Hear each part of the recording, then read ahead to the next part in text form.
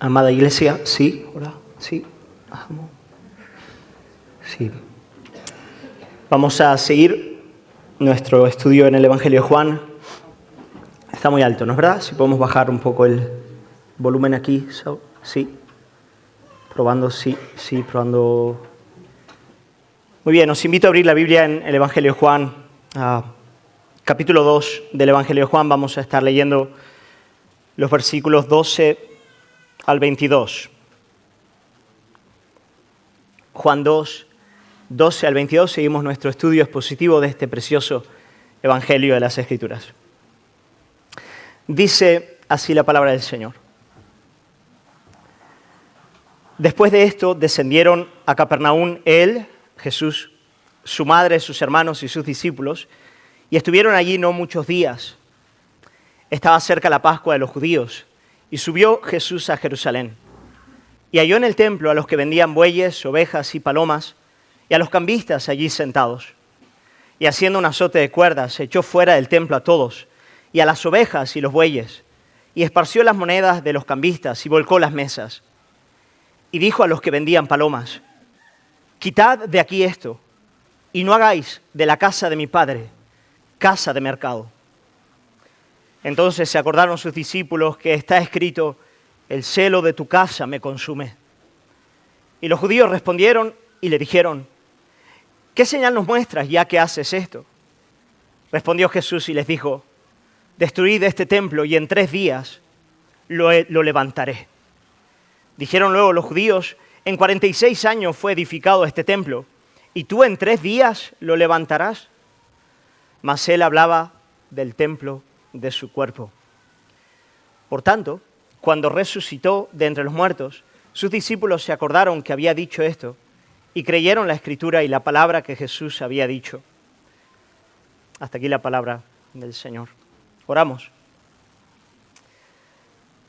Padre, queremos agradecerte por poder, como iglesia, abrir tu palabra en esta mañana. Señor, sabemos que el mero hecho de estar en este lugar y poder abrir la Biblia y meditar en ella es una expresión de tu gracia y de tu amor, papá, para con nosotros. Queremos pedirte que tú puedas aplicar con poder tu palabra a nuestras vidas. Yo quiero rogarte el mover de tu espíritu en este lugar, en la medida en la que tu palabra es predicada, para que nuestros corazones puedan recibirla como lo que es, espíritu y vida. Abre nuestros ojos para ver tu gloria, Jesús. Te lo pedimos en tu santo nombre. Amén. Hermanos, como hemos visto una y otra vez, Juan escribe su evangelio para mostrarnos la gloria de Jesucristo. La gloria de Jesucristo. Lo vimos ya el domingo pasado en la boda de Canaán. Terminamos el sermón del domingo pasado con el capítulo 2, versículo 11, donde dice, este principio de señales hizo Jesús en Caná de Galilea y manifestó su gloria. Y sus discípulos creyeron en él. Por lo tanto, fijaos cómo se engendra la fe en nuestros corazones. Versículo 11. La fe acontece cuando el Espíritu del Señor, cuando por el Espíritu somos llevados a contemplar la gloria de Jesucristo a partir de su enseñanza, de sus obras, de su persona, y entonces, movidos por su belleza, pasamos a creer en él. Hermanos, la mente asiente a la verdad, recibe la verdad cuando el corazón contempla la belleza y la hermosura de Jesús. Él manifestó su gloria y ellos creyeron en él. Y eso es lo que nosotros queremos. Queremos, en la medida en la que meditamos en este libro, queremos poder contemplar la gloria de Jesús.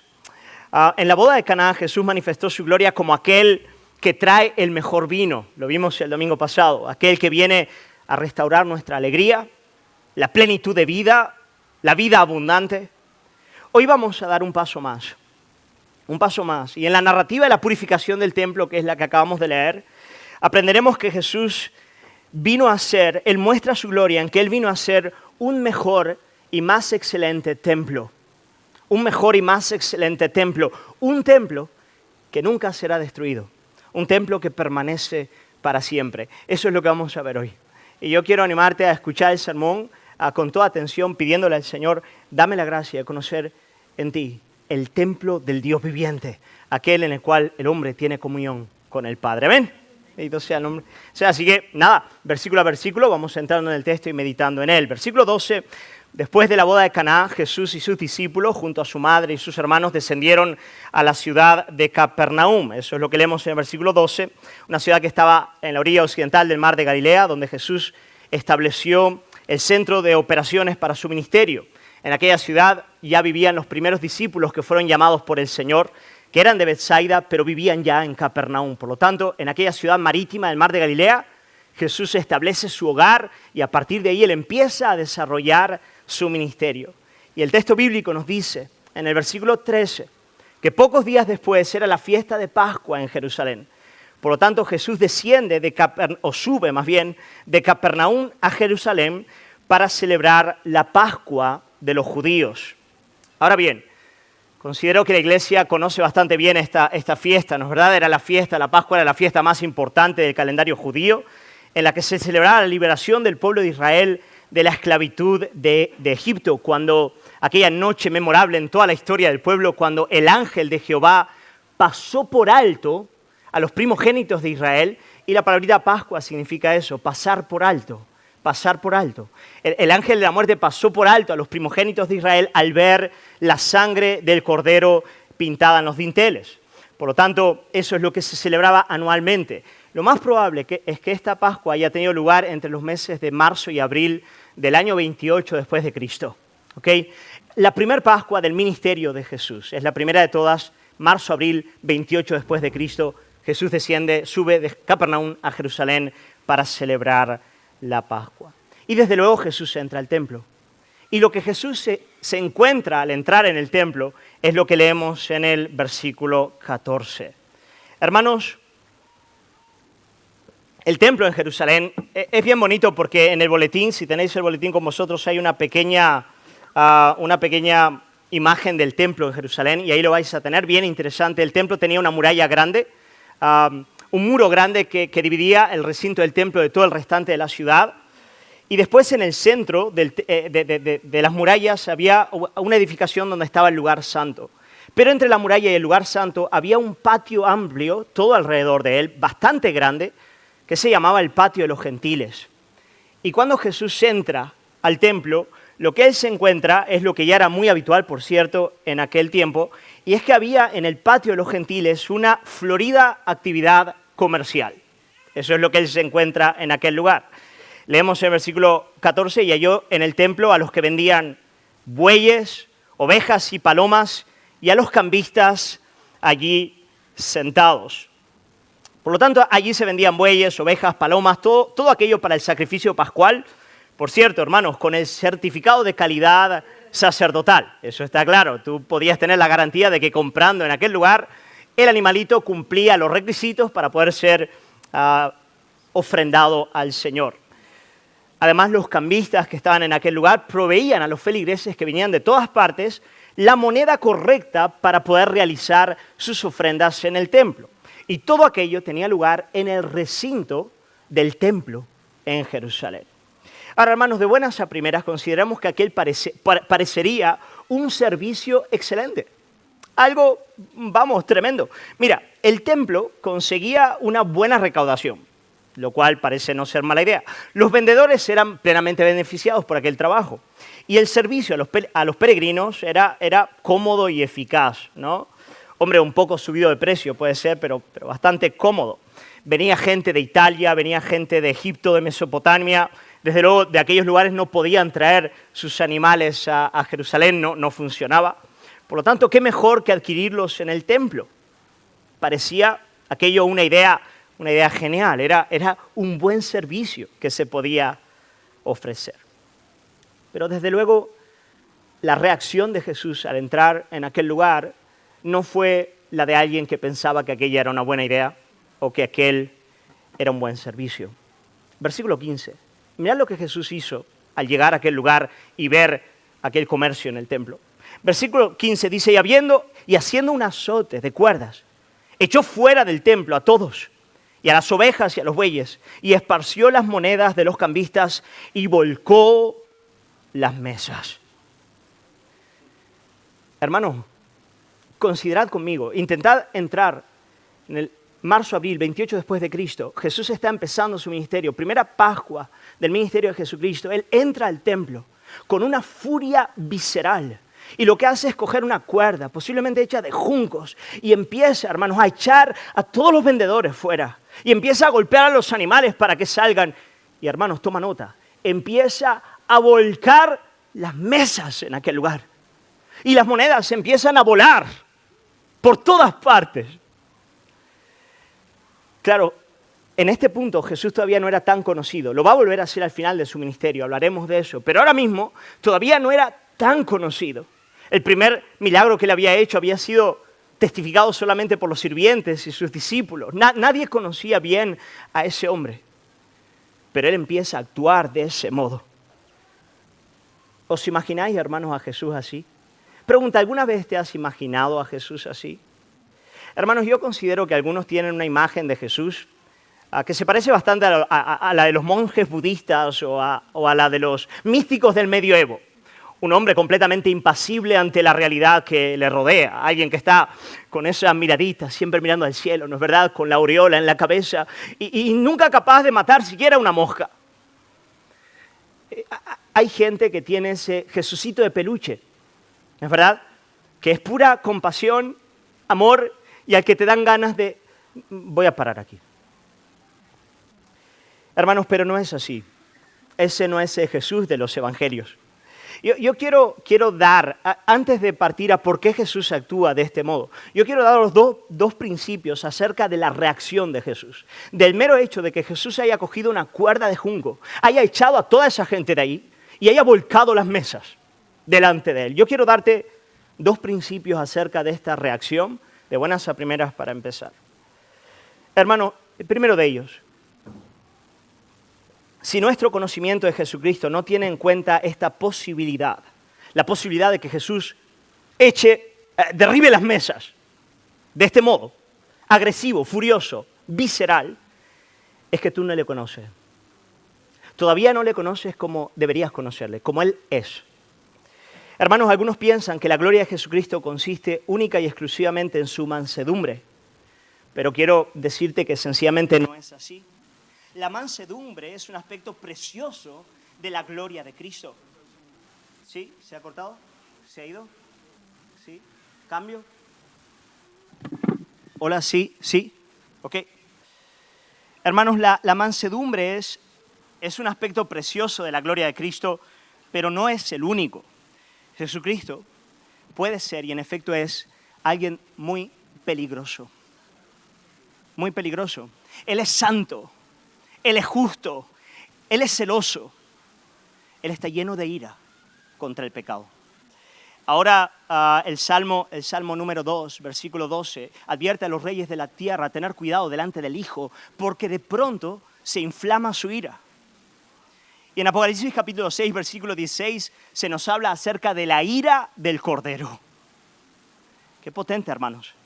El amor de Cristo no debería hacernos perder de vista lo peligroso que puede ser entrar en su presencia. Los niños van a empezar el viernes que viene el club de lectura y van a estar leyendo las Crónicas de Narnia. Van a empezar la lectura completa de las Crónicas de Narnia y en La Bruja, el León y el Armario hay un momento en el que Lucy está hablando con papá Castor en la casa. No sé si sabéis, esa imagen es preciosa. Y entonces el castor le dice a Lucy, le dice, si hay alguien que puede presentarse ante Aslan sin que le tiemblen las rodillas, o es más valiente que nadie en el mundo, o es un tonto. Entonces es peligroso, dijo Lucy. ¿Peligroso?, responde el castor. Por supuesto que es peligroso. Pero es bueno. Él es el rey, os lo aseguro. Hermano, ese es Jesús. Y tenemos que tener ese concepto de Cristo como lo que Él es en plenitud. Él es peligroso. Tengamos cuidado de no moldear a Jesucristo según los parámetros de nuestra propia época, personalidad o cultura.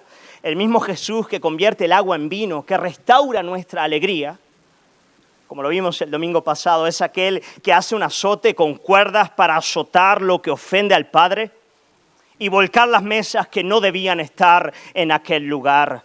Lo hizo en el templo en Jerusalén, lo sigue haciendo en su iglesia en el día de hoy. Lo hace en nuestras vidas una y otra vez. Viene con el azote y vuelca las mesas. Potente, ¿no es verdad? Así que primer punto, a partir de la reacción de Cristo, Él es peligroso. Segundo, a partir de la reacción visceral de Jesús, segunda enseñanza. Hermanos, cuando la corrupción o cualquier forma de mal se ha cronificado en un lugar y queremos que hayan cambios genuinos en ese lugar, hace falta volcar las mesas. Hace falta volcar las mesas. Hermano, puede que alguno, al ver la reacción de Jesús en este punto, pueda preguntarse, ¿por qué Jesús no actuó de otro modo? ¿Por qué Él no fue con dialéctica? ¿Por qué no empezó a enseñar? ¿Por qué no hizo un discurso acerca de la santidad de Dios y toda la corrupción que estaba operando en aquel lugar? ¿Por qué Jesús entra, coge un azote, empieza a dar golpes y vuelca las mesas? ¿Por qué? Hermanos, porque a veces para que las cosas cambien hace falta un conflicto. A veces para que las cosas cambien hace falta buscar el conflicto. Hace falta volcar las mesas. Hace falta alzar la voz. Y yo quiero decir algo. Quiero hablar a aquellos que en este lugar tienen autoridad. Alguna autoridad que Dios les ha delegado. Maridos, respecto a sus mujeres. Padres, referente a sus hijos. Jefes, maestros y pastores que estamos en este lugar. Quiero deciros algo. Lo peor que puedes hacer para que la corrupción se instaure en la jurisprudencia en la que Dios te ha colocado, sea matrimonio, sea familia, sea trabajo, sea iglesia, es temerle al conflicto. Si no estás dispuesto a volcar las mesas cuando necesario, por incómodo que sea, el resultado final será peor. Hermano, es muy cómodo pasar por alto lo que debe ser tratado para evitar el conflicto, pero el final es un final de muerte.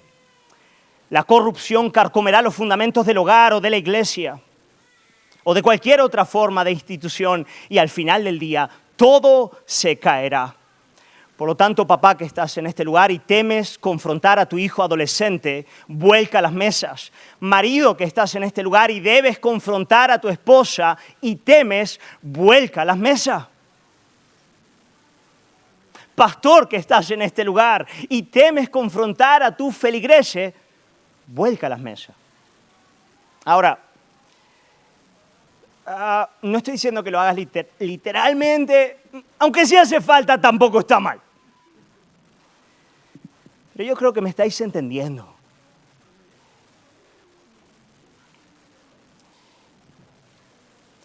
¿Por qué? Porque al volcar las mesas seguimos el Cordero Jesús, al Rey de la Gloria. Cuando, hermanos, provocamos el conflicto santo que busca sanidad, estamos amando con el celo de Cristo. Hermano, la falta de eso es falta de amor. La falta de eso es falta de santidad. Hermano, por lo tanto, yo quiero decirte en el nombre de Jesús, busca el conflicto y trata las cosas que tienen que ser tratadas. Hablaba hoy por la mañana de este tema con mi esposa y para la gloria del Señor lo digo. Pero cuando yo miro hacia atrás mi matrimonio, llevamos ya 17 años bien casados. Hermano, amo a mi esposa hoy infinitamente más de lo que la amé el primer año de casamiento. Y mira que la amé mucho, pero la amo más. Pero recuerdo en nuestro matrimonio momentos puntuales, muy concretos, en el transcurso de estos 17 años, en los que he volcado las mesas. Y ha sido difícil, ha sido duro, pero ha sido como dar un vuelco de timón que 10 años después nos ha librado de catástrofes y ha traído vida y plenitud a nuestra familia. Pero tienes que hacerlo. Hay momentos donde Dios, marido, te da la gracia y te da la oportunidad de tener que actuar como Jesús lo hizo en este lugar. Hay padres, hermanos, con hijos adolescentes que les tienen miedo de confrontar porque están en la adolescencia, porque ¿cómo van a actuar? Marido, esposa, vuelca las mesas. En esa realidad. Amén.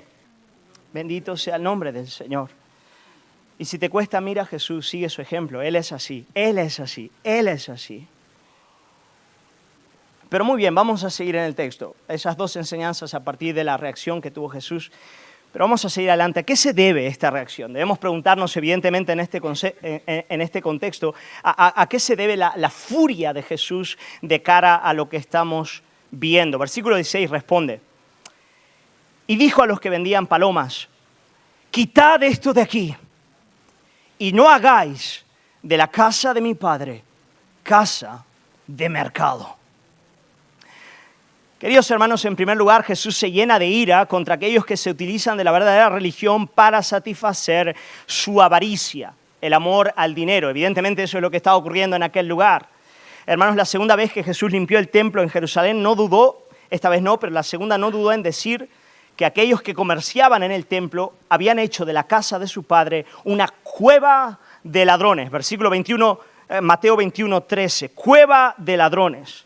Por lo tanto, los comerciantes, junto a la curia sacerdotal de su tiempo, se aprovechaban de aquella situación y de los feligreses que estaban viniendo para ganar dinero.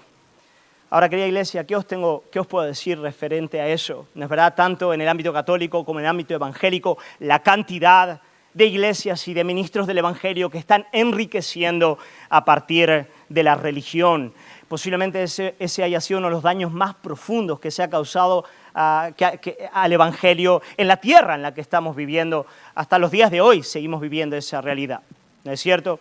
Algunos llegan a esta iglesia y me preguntan, ¿por qué no tenéis el tiempo de ofrenda en el culto? Yo suelo responder, bueno, no es porque no sea bíblico, desde luego lo es, pero así como el apóstol Pablo se privó de cosas que eran buenas por bienes mayores, para no poner tropiezo al evangelio, nosotros en este lugar queremos actuar de la misma manera. Pero hermanos, hasta los días de hoy muchos son los que se aprovechan de la religión para alcanzar riquezas, prestigio y poder. Esa era la realidad de los fariseos en los tiempos de Jesús. Por eso en Mateo capítulo 23, versículos 25 al 28, Jesús les dice lo siguiente a los fariseos. Les dice, ¡ay de vosotros, escribas y fariseos, hipócritas!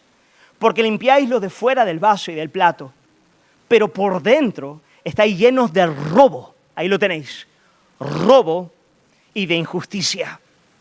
Fariseo ciego, limpia primero lo de dentro del vaso y del plato, para que también lo de fuera sea limpio. Y ay de vosotros, escribas y fariseos hipócritas, porque sois semejantes a sepulcros blanqueados, que por fuera, la verdad, se muestran hermosos, mas por dentro están llenos de huesos muertos y de toda inmundicia. Así también vosotros por fuera, a la verdad, os mostráis justos a los hombres, pero por dentro estáis llenos de hipocresía e iniquidad. Ahora bien, queridos hermanos, desde luego el peligro de aprovecharse de la religión como un medio para satisfacer la avaricia puede ser un problema institucional que afecte a la iglesia. Pero yo quiero acercártelo a ti, porque es un problema que nos puede afectar también a cada uno de nosotros. Muchas veces nos estamos relacionando con Dios, pero el templo de nuestro corazón está lleno de mercadeo. Estamos traficando y adulterando con otras cosas. Nuestra vida gira alrededor del dinero, del amor al dinero. Y eso es lo que en el fondo estamos buscando. Y mantenemos el caparazón de una religión formal y adecuada. Cuando si entrásemos al santuario del alma, veríamos un mercadeo diario. Y veríamos que el Dios que se sienta en el trono del alma no es otro que Mamón, el Dios dinero. Está sentado en el corazón. Por lo tanto, tengamos cuidado de solamente actuar o hablar en contra de la institución cuando el peligro de la avaricia es un peligro que nos afecta de manera profunda a cada uno de nosotros. Hay un texto en Zacarías que os quiero leer que me parece fascinante. Zacarías capítulo 14, versículos 20 al 21. Y yo creo que este es el texto profético que habla de lo que Jesús estaba haciendo en este momento. ¿Ok? Y mirad lo que dice este texto, es fascinante. Venid conmigo, por favor, no os perdáis, ni os durmáis en este momento. Mirad lo que dice. En aquel día, en el día mesiánico, en aquel día estará grabado sobre las campanillas de los caballos, santidad a Jehová. Ahora, santidad a Jehová debía estar grabado en la ropa sacerdotal de aquellos que ministraban en el templo. Pero Pero aquí el profeta está diciendo, llegará el día donde santidad a Jehová no estará escrito solamente en la frente de los sacerdotes, estará escrito en los caballos de mi pueblo. Como si hoy en día fuese el coche, como si hoy en el escaparate de tu coche tuvieses escrito santidad a Jehová. En aquel día estará grabado sobre las campanillas de los caballos, santidad a Jehová. Y las ollas de la casa de Jehová serán como los tazones del altar. Y toda olla en Jerusalén y Judá será consagrada a Jehová de los ejércitos. Tan santa será la olla de la familia del pueblo de Dios como la que está en el templo. Y toda olla en Jerusalén y Judá será consagrada a Jehová de los ejércitos. Y todos los que sacrificaren vendrán y tomarán de ellas y cocerán en ellas. Y no habrá en aquel día más mercader en la casa de Jehová de los ejércitos.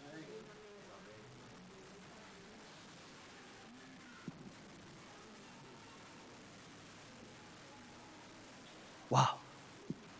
El Señor limpiaría no solamente el mercadeo del templo en Jerusalén, sino que el mercadeo de su pueblo, de las ollas de la casa de su pueblo. Bendito sea el nombre del Señor. Así que, hermanos, si en tu corazón hay avaricia, yo quiero animarte a orar al Señor. Si tú ves que hay mercadeo en tu alma, dile, Señor, perdóname, quita eso de mi corazón. Amén. Bendito sea el nombre del Señor. Por lo tanto, lo primero que enfada al Señor y que le hace arder en furia es el hecho de que estaban satisfaciendo su propia avaricia a partir de todo aquel mercadeo en el templo. Pero vamos a seguir un poquito más, iglesia. Supongamos que esta práctica que ellos estaban realizando en el templo no naciera de la avaricia, ni que hubiese ninguna intención de aprovecharse de los peregrinos, ¿ok? Por lo tanto, los precios eran correctos, el cambio era adecuado. Las intenciones de los corazones fariseos y de los comerciantes eran las más íntimas y profundas, las más amorosas. Lo único que ellos querían en aquel lugar era dar un buen servicio a los feligreses que entraban por las puertas del templo. Pregunta, si así fuese, ¿estaría correcto lo que estaban haciendo? Bajo ningún concepto. Seguiría estando completamente equivocado. ¿Por qué? Porque aquí en el Evangelio de Juan, Jesús, lo principal que él está atacando es el hecho de que en el versículo 16 se nos dice, no hagáis de la casa de mi Padre casa de mercado. Era el mero hecho de estar actuando de ese modo en el recinto del templo lo que hizo que la furia de Jesús ardiese. Hermanos, el templo era el lugar establecido por Dios para la adoración. Era el lugar de encuentro entre Dios y su pueblo. Era el lugar en el que Él desglosaba la naturaleza de su carácter. El lugar en el que Él nos da las prescripciones de cómo debemos acercarnos a Él. Aquel era un lugar santo, porque en Él habitaba el Dios santo. Y todo en el templo había sido dispuesto, según las Escrituras, para mostrar la gloria del que habitaba en aquel lugar. Por eso cuando Dios le proveyó a Moisés el diseño del tabernáculo y más adelante a David y a Salomón el diseño del templo, les dijo una y otra vez que hiciesen todo conforme al modelo que habían recibido. Y todo aquel que rindiese culto al Señor en el templo debía hacerlo según las leyes de la casa. Y hermano, la gravedad de esta realidad la vemos, por ejemplo, en la muerte de Nadab y Abiú, que ofrecieron fuego extraño en el altar. La muerte de Usa, por tocar el arca del pacto con sus manos. O la lepra del rey Usías, que ofreció incienso cuando no le correspondía hacerlo. Todas esas imágenes del antiguo pacto nos deben recordar que la casa de Dios es un lugar santo, donde su presencia debe ser reverenciada. Por eso en el Salmo 93, versículo 5, dice, la santidad conviene a tu casa, oh Jehová, por los siglos y para siempre. Hermano, por eso el celo en el corazón de Jesús era tan profundo. Aquella era la casa de su Padre. Y en la casa de su Padre no se juega. En la casa de su Padre se adora a Dios como debe ser adorado. Ahora, yo estaba pensando en la aplicación de esta verdad en los días de hoy. Yo me preguntaba, bueno, ¿cómo aplicar eso en los días de hoy? ¿No? En el nuevo pacto, ¿cómo podemos aplicar esta verdad? Bueno, hermanos, en el nuevo pacto este principio no se aplica al lugar en el que nos reunimos, como si este salón fuese un equivalente al templo del Antiguo Testamento. No, no es así. Este salón no es un equivalente al templo del Antiguo Pacto. Pero eso no significa que en los días de hoy no haya un templo. Hermanos, el templo del Nuevo Pacto, y ahora me voy a adelantar un poquito ya, pero el templo del Nuevo Pacto está conformado por todos los creyentes y encuentra su expresión visible en la tierra cuando la iglesia local se reúne para rendir culto al Señor. Quiero decirte algo, hoy y en esta hora estás en medio al templo del Dios viviente. Este lugar es casa de oración. Aquel lugar donde la iglesia se reúne, expresión visible de ese templo universal, es hoy esta iglesia local. Y hermanos, cuando nos reunimos como congregación de la fe, debemos hacerlo conforme a las Escrituras y con una actitud santa delante del Señor. Amén. Hermanos, hoy en día hay cultos públicos, lo voy a decir así, perdóname que sea bestia, pero hay cultos públicos que parecen un verdadero circo, en el que solamente falta que payasos pasen delante. Bueno, payasos a veces pasan delante. Es terrible. Se considera que todo aquello que no está explícitamente prohibido por las Escrituras puede realizarse, por lo tanto, todo está en abierto, la iglesia se reúne y puede pasar aquí cualquier cosa. Y entonces encontramos todo tipo de puestas en escena en un culto dominical. Solamente tenéis que poner YouTube y abrir algunas páginas para daros cuenta de que es algo de no terminar. Pero hermanos, no puede ser así. No puede ser así. El culto público debe ser regido por la palabra del Señor. A grado de que un pastor que se diga pastor o un anciano de una congregación tiene que tener la capacidad de decirte con la Escritura por qué se hace lo que se hace cuando la iglesia se reúne. Y tú como feligrés debes tener todo el derecho de acercarte y preguntarle, pastor, ¿por qué en el culto público hacemos esto? Y debes esperar que él pueda ir a la palabra del Señor y de manera explícita mostrarte por qué lo hace, o a partir de la sabiduría bíblica enseñarte las razones. Pero querida iglesia, cuando nos reunimos como congregación, este es un lugar santo. Amén. Bendito sea el nombre del Señor. Si me preguntáis qué tipo de cultos me gustan a mí, me gustan bíblico y sencillo, hermano. Bíblico y sencillo. Así me gusta la iglesia se reúna. Bendito sea el nombre del Señor. Por lo tanto, hermanos, esta no es casa de mercadeo. Esta es la casa del Señor. Seguimos un poquito en el texto. ¿Cuál fue la reacción de los que estaban allí presentes cuando Jesús empieza a volcar todo y empieza y les confronta por hacer de la casa de su padre una casa de mercadeo? Bueno, lo que ellos hacen es cuestionar la autoridad de Jesús. Cuestionar la autoridad de Jesús. Dice, versículo 18, dice, y los judíos respondieron y le dijeron, ¿qué señal nos muestras, ya que haces esto? Ahora, esto es bien interesante. Fijaos qué interesante la manera que ellos tienen de responderle a Jesús. Fíjate, por un lado ellos cuestionan su autoridad, pero por otro, implícitamente, por el modo en el que ellos están hablando, da a entender que ellos reconocen que lo que él está haciendo es correcto. Quiere decir, aquella era una corrupción establecida, pero normalizada y aceptada por todo el mundo. Por lo tanto, cuando Jesús actúa como actúa, ellos no le dicen, lo que estás haciendo está mal. Le preguntan, ¿quién eres tú para hacerlo? Ahora bien, hermanos, de buenas a primeras, esta parece una cuestión válida. A fin de cuentas, aquel era un lugar, una institución pública establecida por Dios y alguien que quiera cambiar aquello debería tener alguna medida de autoridad para hacerlo. Pero ¿qué va, hermano? ¿Qué va? La respuesta de ellos es una respuesta traicionera, una respuesta sucia. Hermanos, ellos ponen en tela de juicio la autoridad de Jesús. Ellos atacan su persona. ¿Sabéis por qué? Porque en el fondo ellos no querían cambiar. Le piden una señal porque en el fondo ellos no querían dejar su pecado. Hermano, ¿no es esto común? ¿No es esto algo que los hombres hacen una y otra vez? Hermanos, pedimos a Dios señales sabiendo lo que Él quiere de nosotros, porque en el fondo no queremos lo que Él quiere, ¿no es verdad? Eso es lo que suelen hacer los judíos. Le pedimos, oh Señor, muéstrame qué quieres, sabemos qué quieres. Pedimos señales porque en verdad no queremos lo que Él quiere. Claro, los de mentalidad griega actuamos un poquito diferente. Lo que hacemos es cambiar las demandas de Dios por un argumento teológico complejo. ¿Será que es así? ¿Qué significa esto? Y empezamos a divagar sobre grandes problemas conceptuales cuando en el fondo de nuestro corazón lo que no queremos es obedecer lo que Jesús está demandando de nosotros, punto final.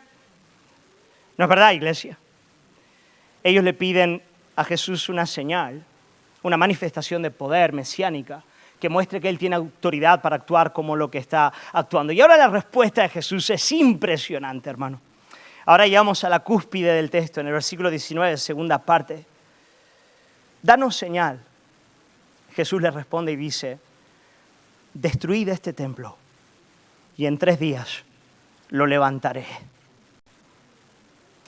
Hermanos, lo que está ocurriendo ahora en este lugar y en esta hora es algo absolutamente extraordinario, pero también es algo críptico, algo difícil de entender. Es evidente que los que estaban allí no entendieron lo que Jesús estaba diciendo. Ni siquiera los discípulos lo entendieron. Nadie entendió lo que Jesús dijo aquí hasta después de su resurrección. Nadie lo entendía, pero Jesús ya lo estaba diciendo. Los que estaban allí presentes pensaron en el templo físico de Jerusalén y se burlaron de él. Ya habían pasado 46 años desde que el templo había comenzado a construirse, aproximadamente en el 20 antes de Cristo. Todavía no estaba del todo construido. Hasta el 64 no se va a terminar de construir. Y ellos le dicen, ¿tú en 3 días lo vas a edificar? Es absurdo. Pero querida iglesia, Jesús estaba hablando de otro templo. Jesús estaba hablando del verdadero y último templo. Versículo 21, Juan, ya meditando a posteriori después de su resurrección, dice, mas él hablaba del templo de su cuerpo. El templo de su cuerpo. Queridos hermanos, aunque en este momento nadie entendió sus palabras, Jesús estaba mostrando su gloria al afirmar que Él es el verdadero templo de Dios.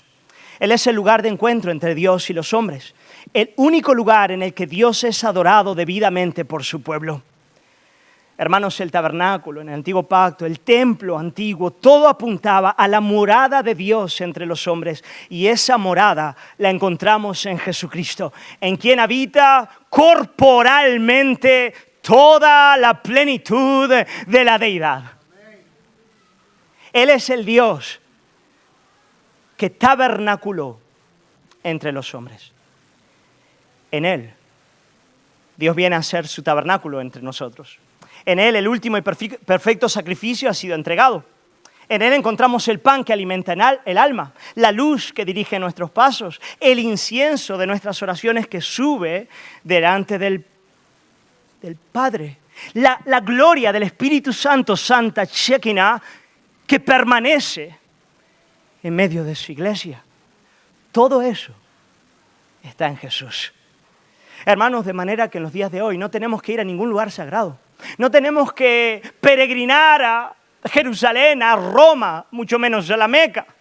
No tenemos que ir a los grandes templos creados por la cristiandad para ofrecer sacrificios y adorar al Señor.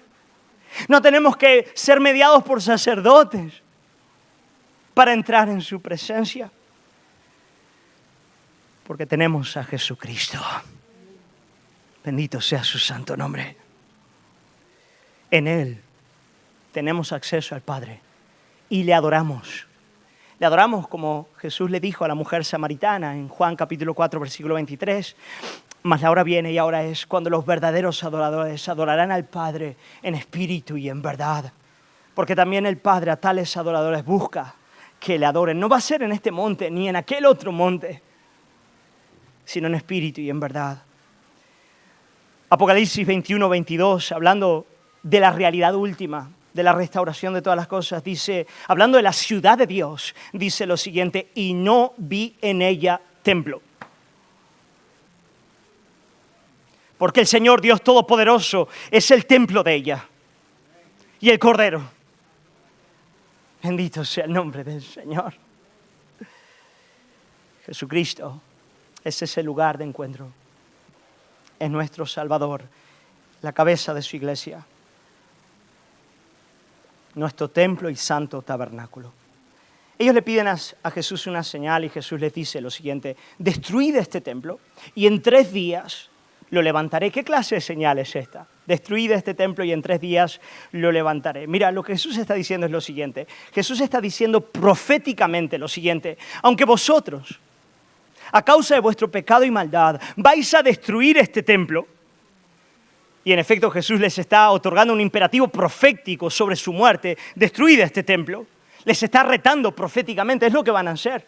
Ese espíritu que caracterizaba a los fariseos en el mercadeo es lo que iba a llevar a Jesús a la cruz. Destruid este templo.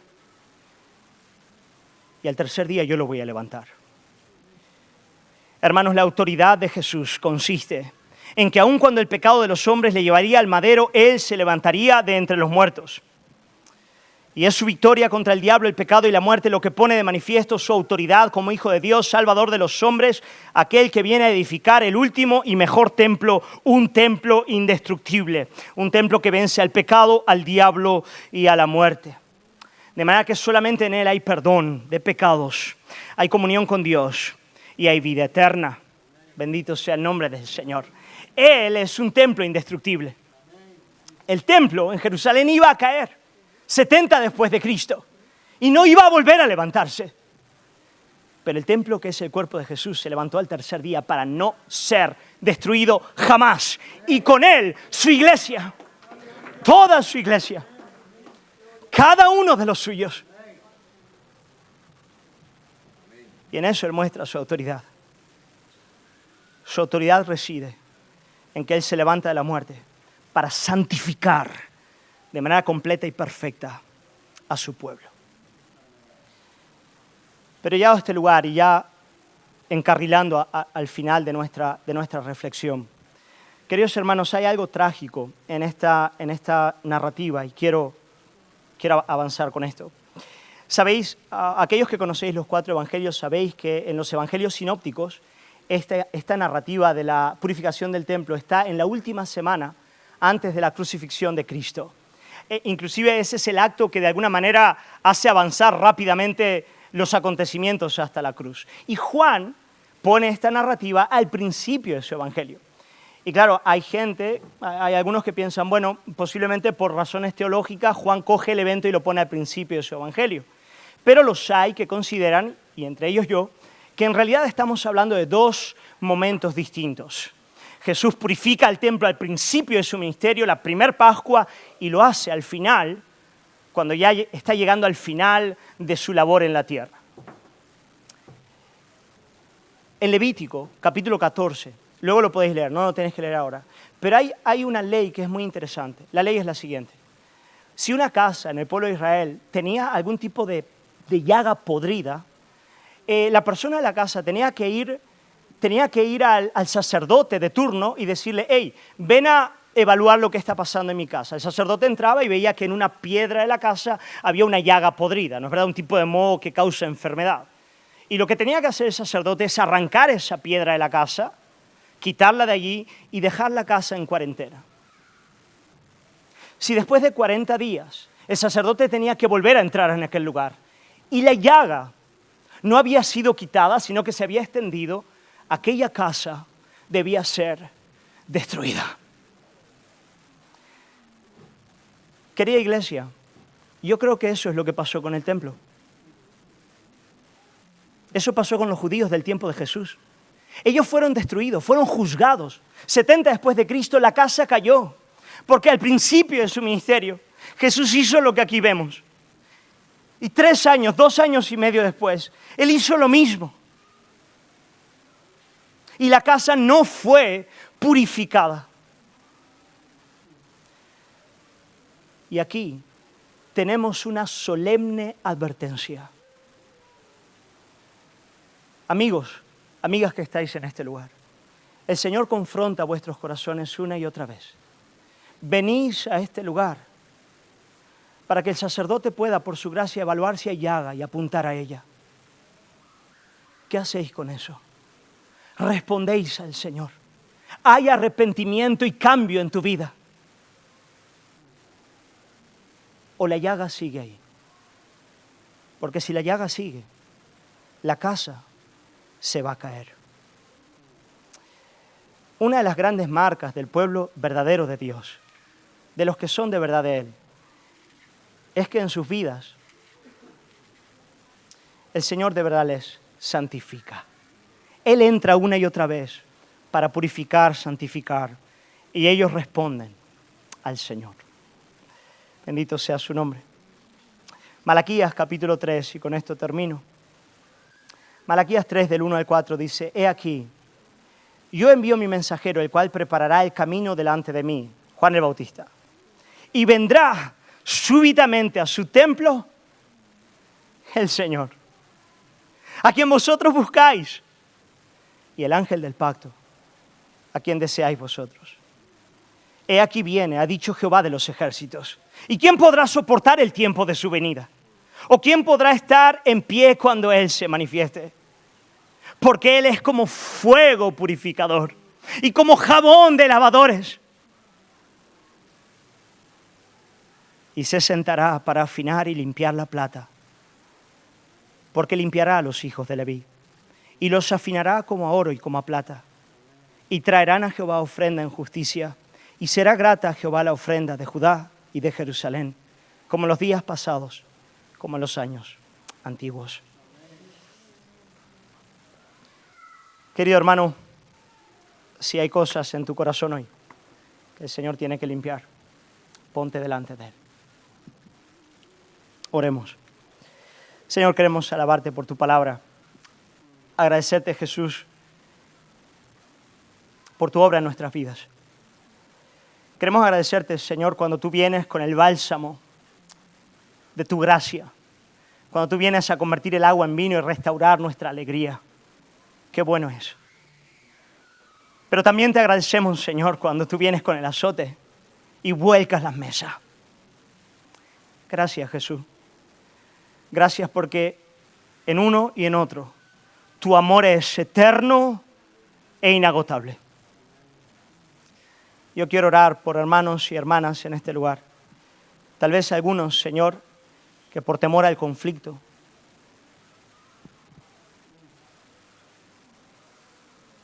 han dejado que el mercadeo quede ahí dentro. Tal vez en algunos el moho de la casa se va extendiendo cada vez más y si no se trata la casa se va a caer. Yo quiero pedirte, Padre, que hoy tú traigas arrepentimiento por tu Espíritu para salvación del alma. Yo quiero rogar tu amor, tu misericordia, Jesús. Nuestro pecado dio muerte al templo de tu cuerpo, pero tú te levantaste para vencer nuestro pecado.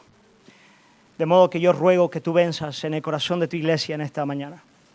Señor amado, y que tal vez algunos que salen de este lugar salgan para tratar cosas que tienen que ser tratadas. Salgan, Señor amado, para hablar. Salgan, Señor amado, para ver los milagros de Cristo en sus vidas.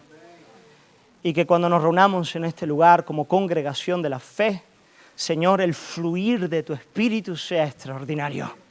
Y nuestra ofrenda sea agradable como congregación, como iglesia, delante de ti. Te lo pedimos, Padre, en el nombre de Jesús. Amén.